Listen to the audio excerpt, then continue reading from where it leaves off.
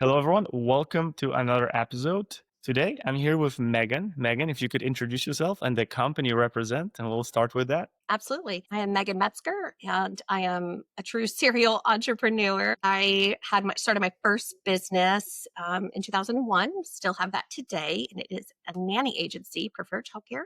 And I'm also a business consultant, and that business is Megan Metzger Consulting. Wow. My math is mathing, 24 years. Of, We don't do the math anymore because it definitely ages me, but yes. I'm just saying that because the guests I've had pleasure interviewing, some of them were four generational companies. So they've been running for 100 years. So Wow. don't worry about aging. Everyone who crossed the fifth year rank was extremely happy that they did so. You've done it four times over. So you're definitely a serial entrepreneur. I would love to hear how that all started. What led you to start your own business and choose that path?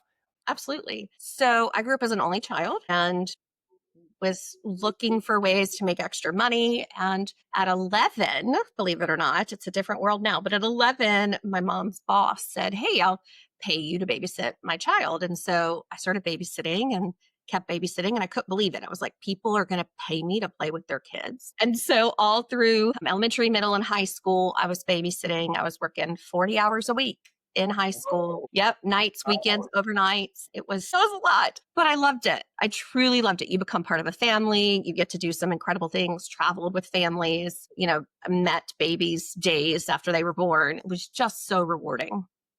And I get into college and I had a Rolodex, right? Like in my car, a Rolodex of family names. And I realized there's no way I could keep this up. I wanted to do good in college and do well in college and knew that I couldn't continue to work for all these families. So I'd run up and down the halls of my dorm and I'd yell, "Does anyone babysit? Does anyone like kids?" I met a lot of interesting people that way, but I would connect with someone and get to know them, tell them about the family, everything that they needed to know, what the kids like to do. And then if the family called and I wasn't free, I'd send that friend. And then I'd call the family and say, "Well, what did you think of Susan?" And they're like, "Oh, she was great." I say, "Well, next time call me. If I'm not free, I'll send Susan." And so in my senior year, one of my clients was like, "Megan, how many sitters are you like farming out?" And I was like, "I don't know, 25 or 30. And he Whoa. said, "Why don't you make it a business?" And I said to him, "Someone would pay me to find them a babysitter." And so I did. I turned it into a business and learned a lot the hard way, still learn every single day. But that was a long time ago. And since then, we now do a lot more. So nannies, newborn care specialists, family assistants. It's been an incredible journey. We work with businesses, we work with churches. The team does an amazing job just finding really amazing caregivers, and then we train them, screen them, and place them where they're needed. Wow. So And that's kind of a story. it's wild. I mean, I can just you took us back to the time when you were going through this, and I just find it so unbelievable that you were able to go through this path as far as like starting business and essentially working so hard during school times. And I can resonate with that. I did the same, but I was 14, not 11, when I started working, and it was physical work for me. For you, it was kind of physical as well. So I can resonate with that. But then how it evolved, I mean, it was meant to be. We are talking about it for a second before we hit record. It was almost like meant to be. So what were the most memorable like surprises in a positive or negative way as you were going through the stages that you can remember? Absolutely. There are lots of memories, good and bad. Here's one that I joke about today as we're constantly looking for more automations and more technology. And I'll say to my consulting clients, look, I started this business before we were doing much online. It was mailing packets of information and being on the phone predominantly, printing out MapQuest directions. I started it with a giant desk, right? And just wrote down the family's name when they needed someone, who the sitter was matched to, and then I highlight it when everything was confirmed. You don't have to have this incredible, robust automation system to be Mm. successful. You just have to start. And as the business grows, we then can automate it. We want a system. We want predictable, consistent results. But that starts by just writing down what it is that you're going to do and then being willing to make changes and adjustments as you go. That's a story I tell a lot. I will say I also was married to my job. I didn't know anything about work-life balance. I never did a traditional corporate job. I did preferred childcare and I taught music. 17 classes a week I taught. And so I worked all the time. I worked on my honeymoon. I worked on my wedding day. I answered the phone in the middle of labor with my first son. Brooke Wingett needed to push back her babysitter 30 minutes. And in between contractions, I was handling it. No way. It was a lot. So when my clients come to me and they're dealing with burnout, I get it. Like, I know the difference that it can make when you put those boundaries in place and when you have those systems and help, because I didn't for a long time. I thought if I don't do it, it's not going to be done right. Right. That just like very fixed mindset, as you will. It So sounds it sounds like you have not 168 hours, but you have 368 hours every single week. Eh, I did. That's changed over the years for sure. I now have 4 children. So part of that is, choosing, right, to grow a family and then they become a greater priority. And just kind of learning the hard way and learning from others how to create those boundaries. So it's kind of fun. I don't Oh, know that I would do it again. I think I would be hard pressed to do it again in that manner.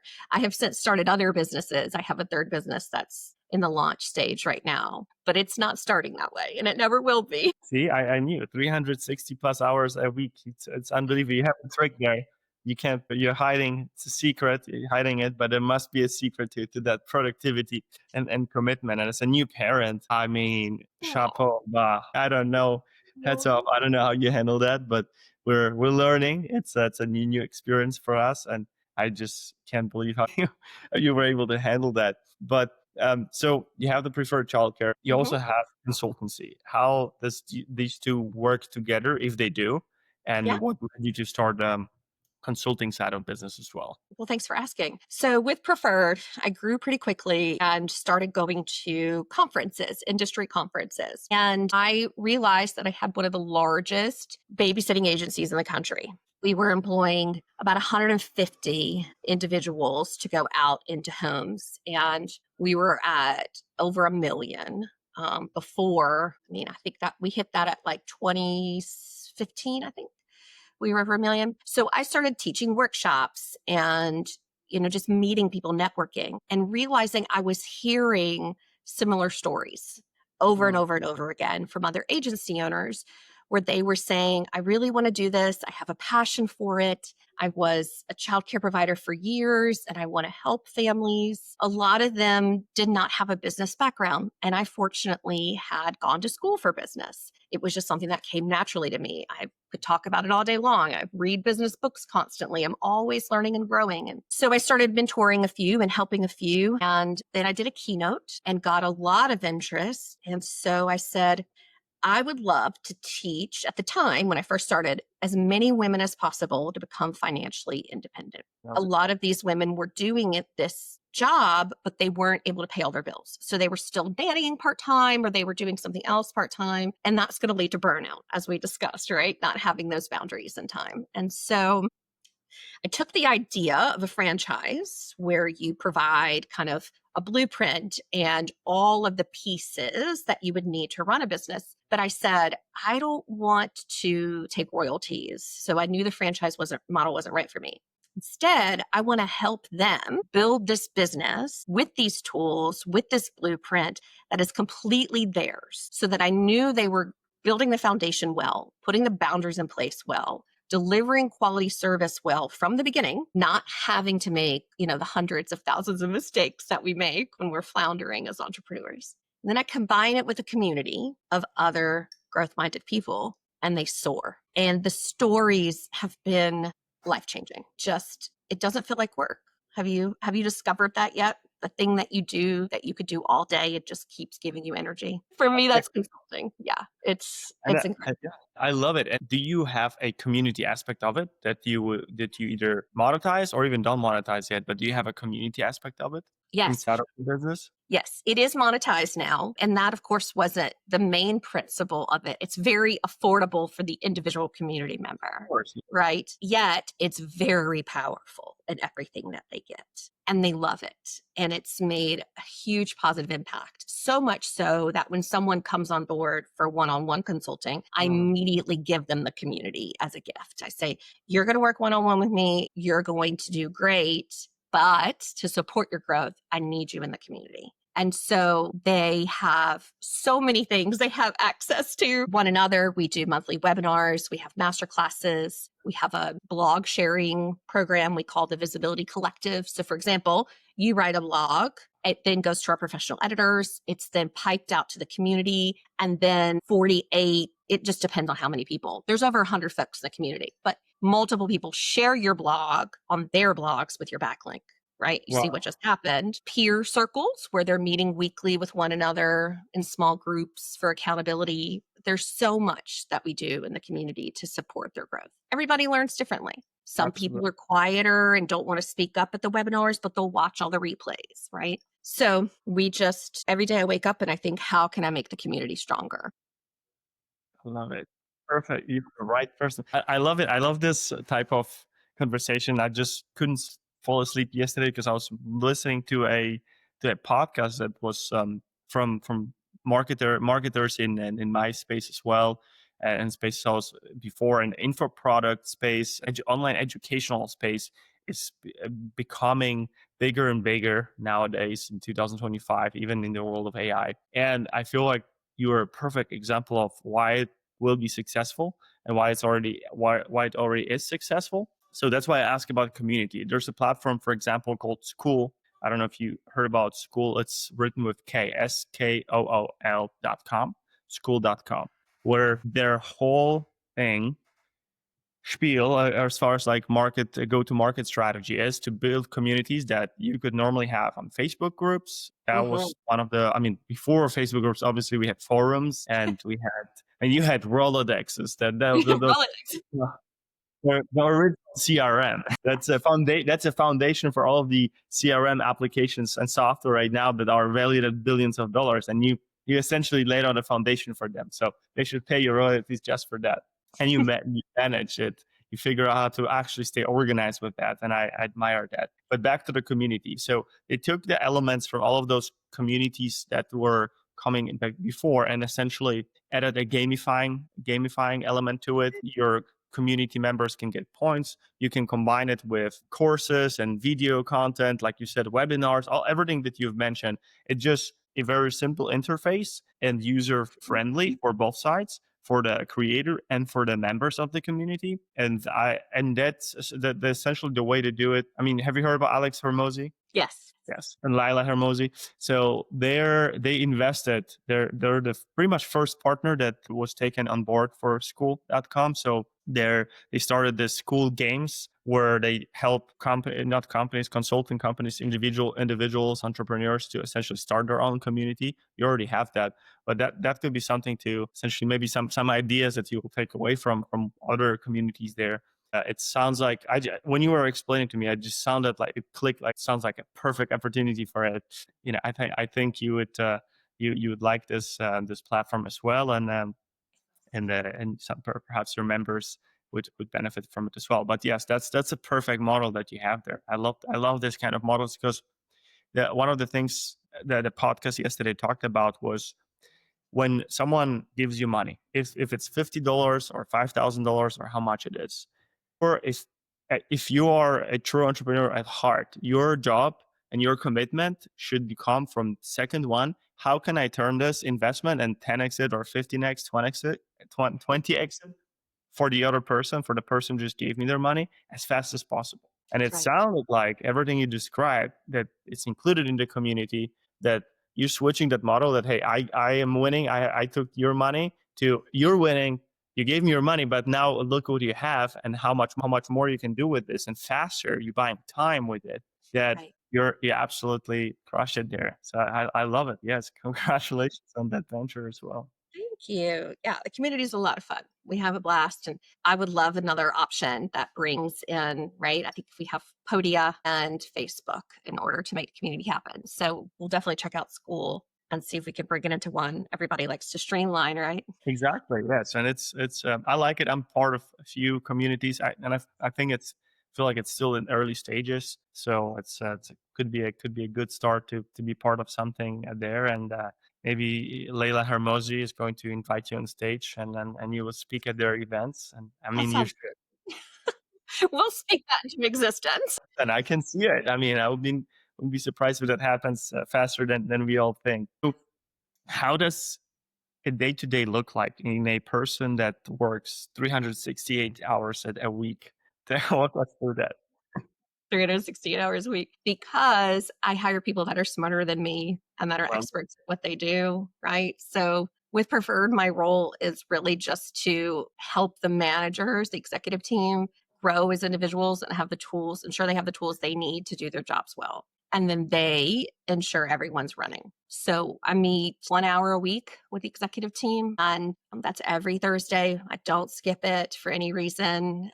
We meet live on Zoom and then ensure that they're on track to reach their personal and professional goals. One of them recently said, Meg, I've decided to start a business. Don't worry, I'm not leaving. And I said to her, it's okay. If you grow that business and leave, then I will have done my job correctly. Right? The goal in owning businesses and employing people is to help them grow. And that means they'll eventually leave and we'll miss her, but to keep them stagnant would be to do them a disservice. So that's Preferred. The consulting schedule, I really set my calendar about a month in advance. And then I get to decide how many calls I want to do each day. Or the summer months, for example, I take Fridays off to spend with the kids. We went on vacation 2 weeks ago. We go on vacation again next week. I really spend a lot of time with the kids in the summer. It's slower. People are traveling. It's an opportunity to switch my priorities. I think for many of us, we have seasons of where maybe work is the number one priority. And I think that's okay. But the summer, the priority becomes my kiddos. They're not in school. My oldest will be 17 next week. oh, So this may be, knock on wood, it's not, but it may be my last summer with him at mm, home. So I want to enjoy that. So my days are what I make them, right? I have an executive assistant who keeps me organized, who scheduled this, right? She's incredible. And then I come in, I do my calls, I respond to what emails I need to respond to.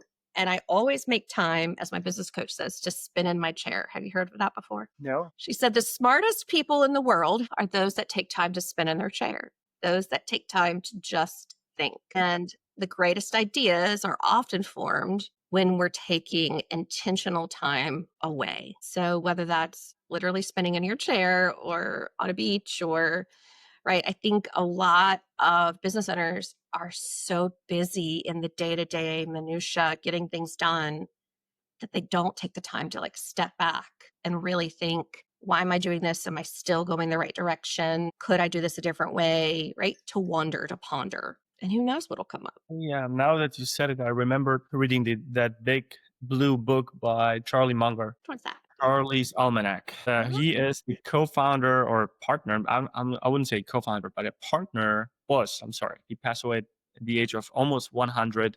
Oh, pathway. Warren Buffett's okay. very smart individual, and he wrote this big blue book. And I say big blue book because it's super heavy. It's uncomfortable to read because you have to put it on a table somehow, and it's a big book that it's hard to even turn pages. But it's written it's not actually a book. It's a collection, almost like an almanac, right? It's a collection of different stories, different speeches that he gave. At the end of it, a few pages with columns that are more difficult to read than like old school newspaper on cognitive biases and why we are making certain decisions a certain way.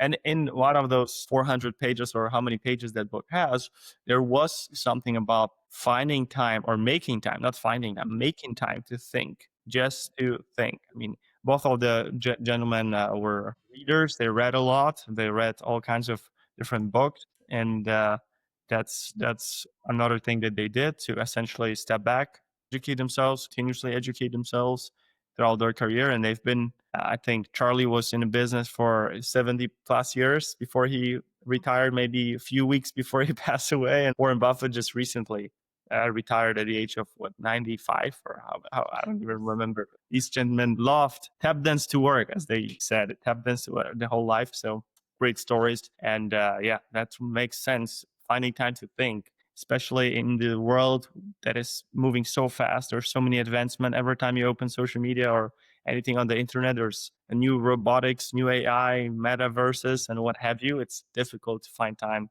make time to think, and I like it. What I think another important part as you bring up AI, and I think this is why my businesses have been successful in every definition of the word, and that is remembering that business is all about relationships, right? You were sharing a story earlier of this incredible person that you met at Starbucks and the doors that opened for you. And I think the one thing that AI won't ever be able to do, right, is create those intimate relationships that we get with people. And so finding time to touch base with people, whether that's having coffee. So I'll make coffee dates or lunch dates with important individuals that I want to nurture. I'm really well known for writing notes. It's just something I've always done as a child. But taking that 5 minutes, 10 minutes to write those handwritten notes makes a big difference in the relationship, helps people remember you, and then ultimately, who knows what doors open. But for us in the staffing world and consulting world, it's all about relationships. And I can't think of a single business that it's not really all about relationships and ensuring that you're making time to strengthen your relationships and align yourself with people who can either help guide you or you can help guide them, or together you can grow. 100%. I like the 33% rule or one third rule. I mean, we're doing a lot of math today.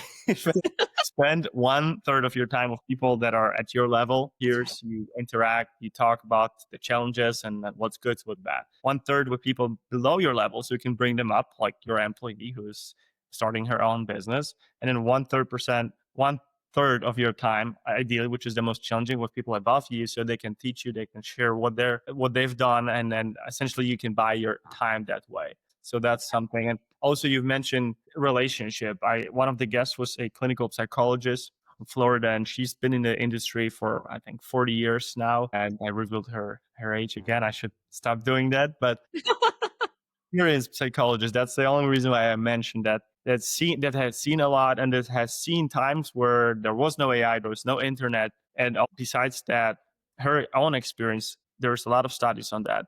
That the new generations are the loneliest generations that ever existed because that human touch and relationship building element is almost extinct. It's so difficult for them to have start a relationship or any type of communication outside of the virtual world, if we can call it that way. So that's something that is key, and hopefully we can be a good example for it. And that's why I love conversations like this. And you're doing your notes, which I would like to learn more about. Well, what's behind the notes? That coffee, grabbing coffee with someone, speaking with someone, just interacting with other human beings. I mean, it's simple as that, but it compounds. And like you said in my story, you never know what doors will be open through that. But the notes, I get curious about the notes. What's behind it? You know, I was raised in North Carolina, and Southern hospitality. My mother taught me from a very young age, when you get a birthday present or a Christmas present, you always write a thank you note. And as time went on, and I realized we get very few things in the mail, mainly bills, right? Lots of solicitations. And I wanted a way in which to connect with my community members and my clients, since they're all over the world. We work with agencies in 6 different countries. And though we meet in Zoom, there's just something about having something tangible. And so they laugh at me because they know that it's something that I'm super passionate about. But I have a large, very large box full of notes. Here's some new ones I picked up that say, here's a little sunshine, right? Oh, Just cute little motivational notes. And then I'll just write them some notes and a motivational sticker, and off they go, and try to make time for that at least once or twice a week. And those I do. People always ask me, like, does your assistant do those? And I'm like, no, that defeats the purpose. But for me, I just think it makes a difference. Or we'll send little gifts, if they're having a hard day or something like that. My executive assistant's really good at figuring out what they really like and truly love, what they may mention on a call or what they post about, and then surprising them. So I had a client whose birthday was last week in Australia, and that was fun. It took us like 4 different cards to try to make that transaction go through because they all thought it was fraud. But we eventually did make it. Thank you, Amex. And so she'll get to go to her favorite restaurant in Perth, Australia. And she was like, how did you know? Right? She had mentioned it a couple of years ago on a call, and my EA wrote it down. So it's a lot of fun just it getting to know. should be a new trend. to write those notes for people that you are dear to you, or partners, business partners in person, like family members. I love it. We still do that. There's a Polish tradition of sending cards, and I kind of like when I moved to California, I forgot about that, but my wife sometimes still pushes us. But for Christmas, Easter, and any other holidays, birthdays, we would send no cards. And also when you travel in the summertime, it's time for Yeah, traveling. From every vacation, you would always send a card to your those family cards. members. And I remember when we were traveling somewhere, we would sit at the post office for like 5 hours and write those notes before departure. And obviously for me, it was boring. Was I barely could write probably back then, and I still don't. I forcing myself to learn how to write. So I have notepads all around because my writing is so bad I couldn't read it. So I'm practicing. But something actually, now that you brought it back, it's something that it's also part similar culture there that we had. And the only person I was writing notes for was my wife before she became my wife, back and forth. I don't know. See, it Something worked. She loved them. I have them. I still have them in the Yeah, there. I have a whole bunch of ones that have been written to me right here on my desk, and then a bunch hanging up on the pen board. They're just so sweet. They just, yeah, especially if you're having a moment and you're needing to remember your why, they're nice to look at. absolutely. And we love working with Australian companies as well. They're great people in Australia. We had a great experience. Always never traveled to Australia yet, but It's on the it's bucket list here too. Australia and Alaska, the two A's, they still evade me, but we will get there eventually. yeah, and you still have to open up your headquarters in Paris. Oh, do not tempt me. That will be done. I I look am such forward. a fan. I am such a fan. Yeah, and Look, traveling is just, it's wonderful. Being able to go help people in another country, see the similarities. I spent a lot of time the past 2 years with the UK and learning about how they do things, and they're just incredible people as well. And that's where Nanny started. So it's such a cool full circle moment to have the opportunity to work with these agencies that have been around for hundreds of years and learn how they do things and how they train and what they screen for. It's just, it's really awesome. big fan of the UK people as well, especially their different accents. I have my Siri, all my devices talk in British to me, so I wish I could my daughter how to speak British, but maybe we'll spend some time in the UK somewhere, and then and she'll pick up the accent there. That We'll is see. amazing. My series Australian. So, hey, we're kind of on the same page there with wanting to keep it interesting. It's a little funny though, because he'll say, turn right on I-40 branch. And I'm like, it's business route, but that's okay. You forgive him. They're funny too, especially with their "nor." Yes, exactly. No, nor. So funny every time I talk. And their favorite word is outside of mate, obviously. It's a legend. Everything is a legend. You're a legend. She's a legend. He's a legend. Wow. Okay. I haven't gotten that from a Australian client yet. Maybe I'll have to see. See, every time I talk to, if I look at my WhatsApp chat with my clients, because usually we communicate on WhatsApp with them, then I have a legend. Every second message is a legend. Legend. Love it, mate. That's hilarious. Okay, good to know. I'll have to incorporate that into my lingo before I go. They will love it. And say Nora, and then they'll accept you right away. Thanks for the tips. Megan, you have an opportunity to sit across the table from maybe somewhere in Parisian cafe, and across the table is Megan from when you went started, the younger version of you. What advice would you have for her? That's such a good question. So many things I would say. First of all, I would say to realign your priorities and Mhm. focus on what's most important. And mention that I didn't have any boundaries and I worked 24/7. And my nanny raised my son. Like his first word was bye bye from coming in and out of my home office. And he's 17 now and we're super close and I love him. But I would do anything to get those first couple of years back, right? We all talk about the hustle and the grind. And yes, that has to happen for sure, but it can happen with boundaries, right? I think I was married to my job. And so that is something that I wish I could tell 21-year-old Megan, like realign your priorities, create boundaries, write down everything you're doing now so that it becomes a system. And then it's easier to teach someone how to do that role and you don't have to do everything right? I think it's a little bit of that naivety that you have to be the one to do everything. And now I look for things to delegate. Okay, I could delegate that. I could delegate that, right? At one point, I was delegating a good portion of my life. And I have since taken back some roles, such as I don't have someone cook for us every night anymore. I'm learning. I'm not great at it, but I'm learning. So I'm learning how to find the balance. And it's still, I think, a daily act, but that's life. You live it, you experience it, and you hopefully figure it out as you go along. But Yeah. yeah, I would tell her that. And I would tell her that her reason for doing this will be bigger than she ever, and her impact will be bigger than she's ever dreamed. I had a client, a recent one on one client, and she came to me, similar situation as I described. She was running her agency part time, working full time, had 3 kids, just wanted some extra money to get the kids private school tuition. And she was a great client. We worked one on one. We rebranded her, we put systems in place, we adjusted her pricing, we did all the things, and she was very receptive and hard worker. And within 9 months, her business had grown 900%. And by the end of the year, she had hired 4 admin. She's about to hire her 5th. She quit her full-time job. She's spending time with her kids. She's making serious money. She texted me yesterday and said that they're now on her husband's system. Her husband built them. They're like automation system because he's amazing. So her whole life has been transformed.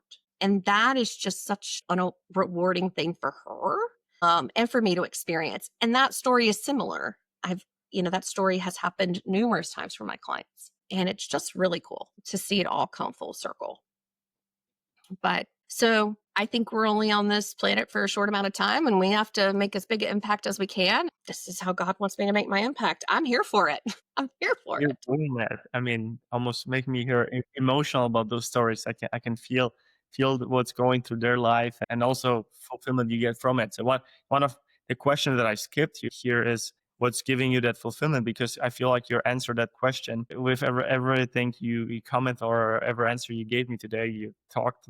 There's a fulfillment in it hidden in your words, and I truly admire that because not many people have the gift. And of course, there's a need for finding that balance, and you've learned your lesson. And I'm happy that you passed it on now to the next generations and others. Hopefully, they ever the person who needs to hear it the most will get that message at the right time, and they'll take it to heart and not be stubborn enough to ignore it, because that's the easiest way to go. Just ignore it and stick to what you do right now. Stubborn sometimes, but that's a big message, and I can hear the impact you're making, and it's just compounding now. It's impacting probably hundreds of people, soon thousands and millions all around the world, and can't wait to see that happen. What's final question? What's the North Star for you? I can almost feel and see that would be that impact, but anything in the near future that you're excited about? So we're launching a third business, and really it's just an offshoot of Preferred. We've gotten into executive assistants, personal assistants, fractional CFOs. So helping Preferred and all kind of staffing agencies kind of find their footing in a couple of different ways, right? How can we use the systems that we have in place, the talent we have in place, and just a slight shift open a new market? And so that's really exciting. And the idea of helping my clients ensure that they have diverse income streams. I think especially for the American economy, it's been a little rough lately. So helping clients know that you can still focus right on that primary business, on your big pumpkin, but it's good if you have different income streams to help support it. And so what better way than to do it myself, figure out what works, what doesn't work, and then share that knowledge. Super exciting. I think that's one thing. I'm headed back to the UK in October to work with them, and I'm bringing my daughter this time. I haven't brought any of my kiddos with me to my international travels, but my daughter and I are going to go to the UK, and then we're going to make a stop and watch Liverpool Football Club. Very excited. Yes. And then, of course, we'll head over to Paris because you can't be that close and not go to Paris.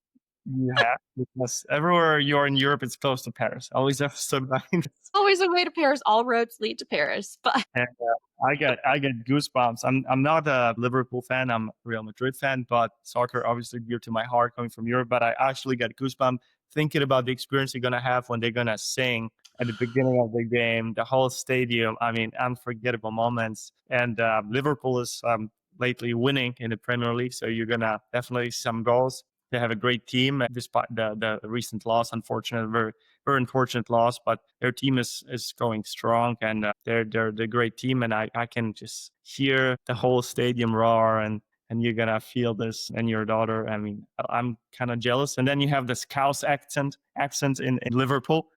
Oh, wow. Okay, I wasn't familiar, but I haven't been there yet. So we'll both experience it for the first time. She's a summer camp with them. She made it 1 day in 2 hours, and then she lent for 3 days. Like they are intense. Megan, thank you so much for this conversation. I've learned a lot, and it was the best way to start my day. I look forward to seeing what next for you and the third company, and see all of your companies and your holding portfolio companies grow and scale. See the headquarters in Paris, maybe in the UK and Paris, so you can travel between multiple continents, and Perth or Sydney or Melbourne, take over the world, make even bigger impact. So with that, thank you so much again for your time. It was a pleasure to meet you. Thanks for having me. Have an amazing week.